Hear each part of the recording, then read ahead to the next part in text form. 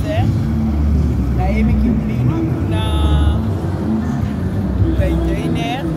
Na Canada, Bastille Bazasikoyo 17h. 17h na Canada. Na France, Karine, toza la bino air moko na Kinshasa. Na pesi bino ne sotumbo te na kombo na Yesu. Mona malgré bozo tia ba commentaire na bino na Olanda nyonso Jenny na uti omona message na yo. Pese la ngai bokilo na biso bote na banda na nga na mukepesa yemoke. Ah tovandi toza na Wileri na mwana nga mobali na chérie à la pointe.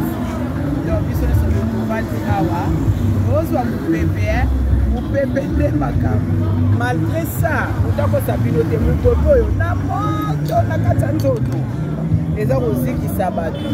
Toomela biso mpe mwa ndambo. Nasi bozomona nasi boyebi hotel wana africana. Bozomona ngo persona mokolo nango utei kokufa. Toye na biso awa na Wileri. Tovandi tozotala. Na kopandi mosusu kuna toza na hotel Everti. Na moya kotanga na anglais bandeko na mawa. Everett. Bon, Kabi Zagia, Kabi Alongwa. Kabi Alongwa, moi c'est Kabi. Kabi. Ouais, ça Kabi Alongwa là, t'es comment?